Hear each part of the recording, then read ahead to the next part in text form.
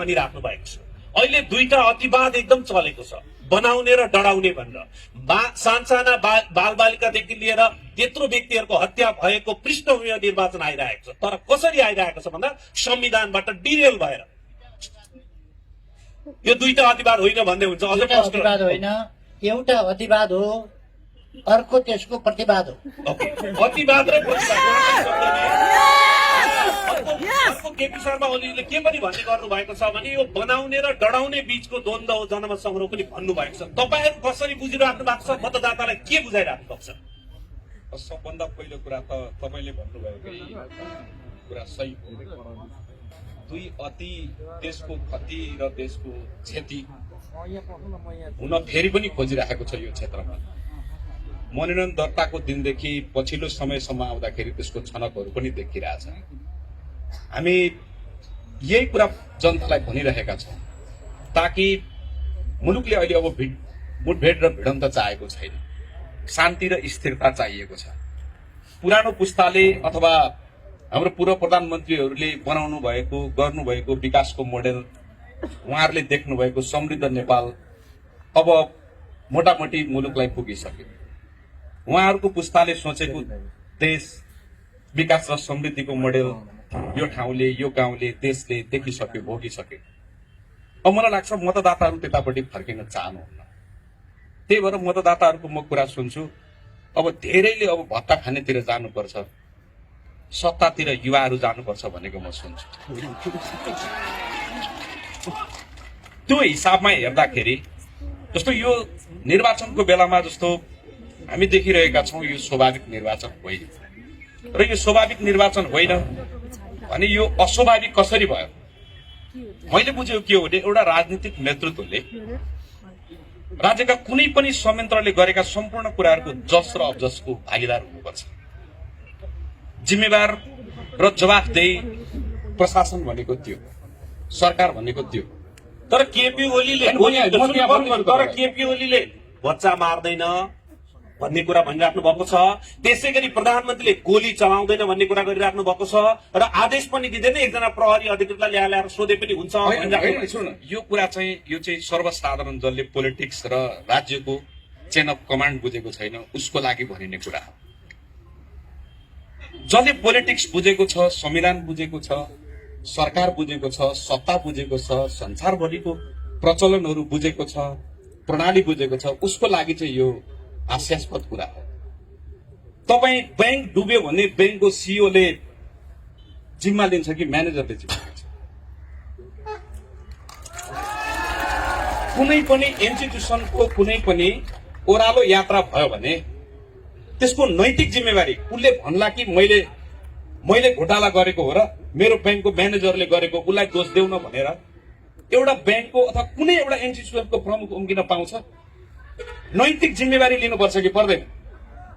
नैतिक जिम्मेवारी लिनुपर्छ नि। अब त्यस्तो कुरा मान्छेले यो कुरा भन्नुपर्छ कि यो कुरा साँचो उहाँले गरेको होइन, उहाँले होइन। तर देशको संविधानले के भन्छ भने त्यसको कार्यकारी प्रमुख, हेड अफ द एक्जिक्युटिभ भनेको प्राइम मिनिस्टर हो। त्यो प्राइम मिनिस्टरको कुर्सीले भन्नुपर्छ। हामीले केपी ओलीको जवाब खोजेको होइन नि। उहाँप्रति व्यक्तिगत हिसाबले हाम्रो सम्मान छ, उहाँलाई धेरै भन्नु पनि हामीलाई छैन। तर के भने त्यो समयमा प्रधानमन्त्रीको कुर्सीले जवाब दिनुपर्छ। प्रधानमन्त्रीको कुर्सीमा को थियो? एबीसीडी जो भए पनि उसले नैतिक जिम्मेवारी लिनुपर्छ। त्यो परिस्थितिको, त्यो क्षतिको, त्यो तमाम विनाशको त्यो उहाँ मात्रै भएर होइन। त्यो ठाउँमा म थिएँ भने पनि अथवा अमुक अरू कोही थियो भने पनि लिनुपर्छ।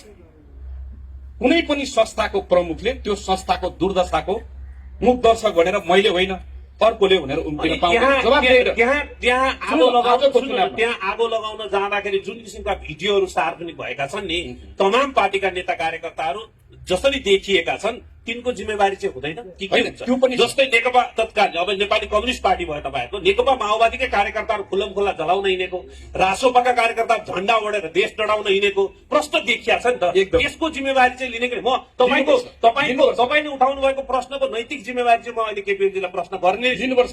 अब तपाईँले भन्नुभयो जस्तो सबै पार्टीको जो जो संलग्न छन् त्यो म संलग्न छु भने मेरो पनि छानबिन हुनुपर्छ, मलाई पनि दण्डित हुनुपर्छ। भनेपछि तपाईँहरू पनि जिम्मेवारी लिन तयार एकदम तयार छौँ, जो पनि तयार हुनुपर्छ। हाम्रो पार्टीको नेतृत्वले पनि- म एउटा कुरा मात्रै भन्न चाहन्छु, हाम्रो नेतृत्वले पनि र हामीले पनि त्यो भनेका छौँ। यो छानबिन आयोग के को लागि बनेको? अघि मैले पूर्व प्रधानमन्त्रीज्यूले भन्नुभयो, म पनि भन्न चाहन्छु यो छानबिन समितिको प्रतिवेदनको मिति 25 दिन थपियो। यो विगतको अरू आयोगहरूको जस्तै बेपत्ता आयोग हुने गरी यत्रो ठूलो 36 अर्ब भन्दा ठूलो, जसलाई 2,96,00,000 नेपालीहरूको टाउकोमा बाँड्यो भने 1,200 रुपियाँ पर व्यक्ति ऋण थपिँदो रहेछ।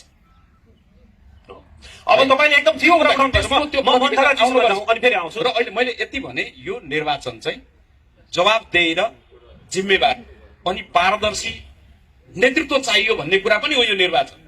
ओके, चाहिँ गर्न सक्नु भएन भनेको कुरामा एउटा कुरा नि यो पनि अघि रञ्जित बाबुले भन्नुभयो नि, यो साधारण मान्छेलाई भन्न काम लाग्छ, राजनीति गर्ने मान्छेलाई काम लाग्दैन। साधारण मान्छेले पनि बुझेको कुरा राजनीतिज्ञले बुझ्दैन भने त अनौठो हो। साधारणले पनि बुझ्छ, राजनीतिज्ञले पनि बुझ्नुपर्छ। भ्रष्टाचारको विरुद्धको कारवाही प्रधानमन्त्रीले गर्दैन, कारवाही गर भन्छ, संस्थाहरूलाई निर्देश गर्छ।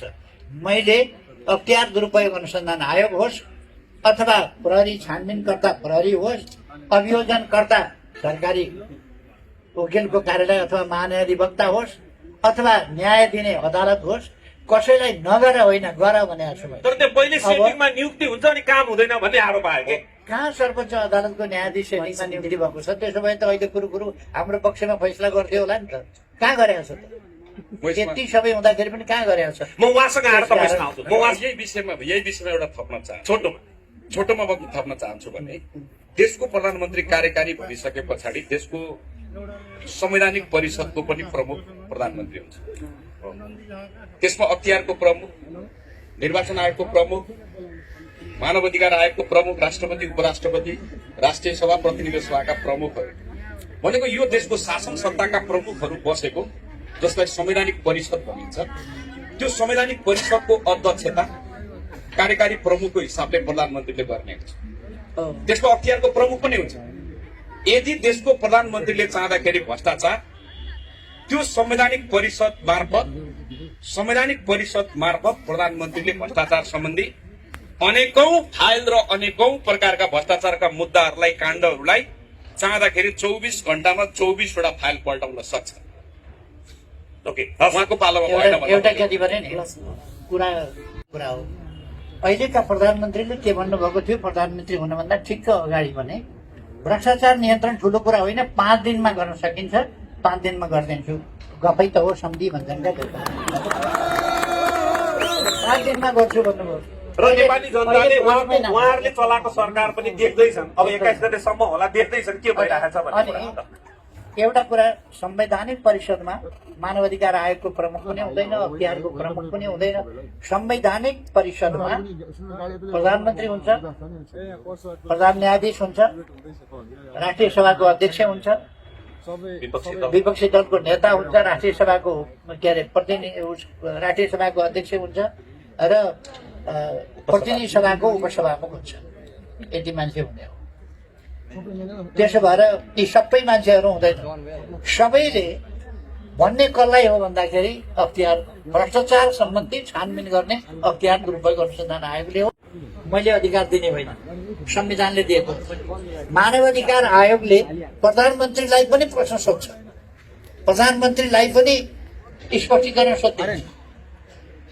विभिन्न सानातिना कुराहरू छन्। हामीले यदि प्रेस जगतलाई अलिकति रोक्न खोज्यौँ भने सूचना आयोग अगाडि आइपुग्छ प्रश्न सोध्न, किन रोक्यौ भनेर। यस्ता कानुनले सबैलाई आफ्ना आफ्ना ठाउँमा राखेका हुन्छ। प्रधानमन्त्री कार्यकारी प्रमुख हो, तर जे मन लाग्यो त्यही गर्न पाउँदैन, गर्न दिनु पनि हुँदैन प्रधानमन्त्रीलाई, किन स्वेच्छाचारी हुन्छ। म अब रञ्जित यतापट्टि आएँ। लक्ष्मीजी जस्तै तपाईँहरू अहिले टाइम दिनु म एकदम छोटोमा के राख्न चाहन्छु भने अहिले विकास एक दुईवटा मोडेल देखाएर जो कुरा भइरहेछ नि, हामीले त देशको प्रधानमन्त्री बनाएको नि विगतमा यहाँबाट। देशको प्रधानमन्त्रीले 5 वर्ष 10 वर्ष संविधान बनेको 10 वर्षमा 5 वर्षमा प्रधानमन्त्री हुनुभयो, उहाँले स्वीकार्नुभयो। शिक्षा ऐन अहिलेसम्म आयो, हामी एउटा दुईटा स्कुलको कलेजको कुरा गरिरहेछौँ नि। स्वास्थ्य ऐन आयो, 3वटा सरकार छ नि हाम्रो।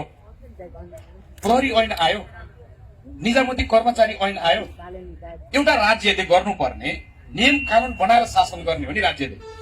एउटा नियम कानूनको जुन मूल नियम कानून बनाउनु पर्ने त्यो एउटा पनि बनेन। तपाईँको नेतृत्वले मसँग जादुई नम्बर छ भन्दै सरकार परिवर्तन गर्दै गर्दै अस्थिरता मचाएपछि त्यो पनि अर्को कुरा के हो भने 32 सिट भएको पार्टीले 10 वर्षको इतिहासमा सबभन्दा धेरै सुशासनको र भ्रष्टाचारको विरुद्धको फाइल खोल्दा खोल्दै उहाँहरूले पछार्नु भएको हो नि त उहाँलाई। त्यो बिर्सिनु भयो नि तपाईँहरूले। गिरीबन्धुको कुरा उठाउँदै गर्दा हो नि, अरू धेरै भ्रष्टाचारका मुद्दाहरूको फाइल खुल्दै गर्दा हो नि। त्यो सत्य त तपाईँहरूले भुलिदिनु भएन नि। अनि म तपाईँलाई भन्न चाहन्छु पूर्व प्रधानमन्त्रीज्यूलाई, यहाँ स्कुल कलेजको त मलाई हालत थाहा छ कि कति प्राइमरी स्कुलको के छ। कलेजमा 100 जना विद्यार्थी छन् प्रधानमन्त्रीज्यू। गौरव क्याम्पसको भवन नभएर स्कुलमा पढाइराखिएको छ। 300 भन्दा बढी विद्यार्थी छैनन्। आकर्षक प्रोग्राम छैन प्रधानमन्त्रीज्यू।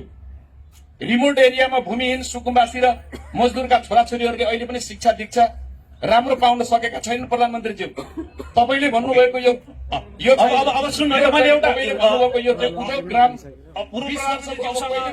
न रञ्जितजी, पूर्व तपाईँले भ्यू टावर बनाउनु भयो। गौरीगंज गौरादको तल्लो बेड यहाँ माथि चपेटीमा कहिलेकाहीँ साथीहरू यसो हावा खान जानुहुन्छ, त्यहाँ फोन लाग्दैन। तपाईँले यत्रो भ्यू टावर बनाउनु भयो, यहाँ टेलिफोनको टावरको कुरा छ जनताको। अब मैले म प्रधानमन्त्रीज्यूलाई एउटा कुरा सोध्न चाहन्छु। मल बिउ सिंचाइ त यस्तै भयो। अहिले किसानको धानको भाउ 1 मनको कति छ पूर्व प्रधानमन्त्रीज्यू? अब मैले खालि तपाईँलाई के भन्न खोजेको भने तपाईँले पनि जोसँग पनि मिलेर सरकारमा जम गरिराख्ने कारणले गर्दा पनि अप्ठ्यारो निम्त्यो कि त्यसको जिम्मेवारी तपाईँहरूले आफू जस्तै राम्रो छ कि आफू जस्तै सुध्रेको बदलेको छ कि भनेर अरूलाई विश्वास गर्न हाम्रो गल्ती हो र। अनि भन्दाखेरि कसम खाँदाखेरि धोका दिएपछि गल्ती हाम्रो हो र। ठिक छ, 2074 सत्तो सराप गर्ने फेरि 79 आउँदा मिलिजाने, नेकपा एमाले सरकारमा जाने, काङ्ग्रेससँग मिल्ने सरकारमा जाने, रासपासँग मिल्ने सरकारमा जाने, जोसँग तयार हुने उस्तै पऱ्यो। यो खालको अस्थिरता तपाईँको नेतृत्वबाट ल्याए। तपाईँ दोषी हुनुहुन्न होला, तपाईँको नेतृत्वबाट पनि आयो कि भन्न म यस्तै उहाँसँग पनि लिन्छु। तपाईँहरूको शासन सञ्चालनको पद्धति छ नि म्युजिकल चेयर। केपी ओली, शेरबहादुर, प्रचण्ड, फेरि 2 जना मिलो, फेरि केपी ओली फुत्त बाहिर, फेरि 2 जना, फेरि केपी ओली र शेरबहादुर अर्को फुत्त बाहिर। यो म्युजिकल चेयरले पनि जनता त वाक्क भगाउने, किन त्यसो? अरूले पनि सरकार बनाए हुन्छ नि त, किन नबनाए? कसले रोकेको थियो र? सरकार बनाउनु त रोकेको थिएन। अब एउटा अरू पनि सप्रिय कि हामी जस्तै भनेर मिलेको उहाँले एकजना साथीले त्यो भनिहाल्नु। म यसमा टिप्पणी नगरौँ, धेरै टिप्पणी नगरौँ। अहिले पनि हुन नसकेका कामहरू छन्, त्यही भएर त फेरि पनि के डोली चाहियो त। अहिले पनि पुरा गर्न बाँकी कामहरू छन्। विद्यालयहरू अहिले पनि बनाउन बाँकी छन्। केही बनाइए, दमक क्याम्पस हेर्नुहोस् बनाइयो, अरू विद्यालयहरू बनाइएका छन्, हस्पिटलहरू बनाइएका छन्। दमकमा यतिको अहिले 1500 को चाप। मैले हिजो मात्रै गएर हेरेँ, म त्यहाँ हिँड्दै थिएँ, मलाई अलिकति टाउको भारी भयो जस्तो लाग्यो। हस्पिटलको अगाडि पुगेँ। म हस्पिटलको अगाडि पुगेपछि म हस्पिटलभित्र पसेर ब्लड प्रेसर चेक गराएँ। कहीँ ब्लड प्रेसरले हस्पिटलै अगाडि पुगिसकेको छु भने किन नजर जाउँ भनेर त्यसमा पनि यसो प्रश्न उठाएको जस्तो पनि मैले कता कति सुने। अब हस्पिटल नगएर के 21 गतेसम्म ब्लड प्रेसर केही भयो भने हस्पिटल नजाने? 21 गतेसम्म त हस्पिटलै जान नपाएर बिमारी भयो भने त हस्पिटल जानु परेन, ब्लड प्रेसर चेक गर्न हस्पिटल पसेँ, चेक गराएँ मैले। त मान्छे किन हस्पिटलभित्र पस्यो? अनि प्रेसर ठिक छ कि छैन जाँच्न कहाँ जाने त? उहाँको घरमा जाने, कसको घरमा जाने?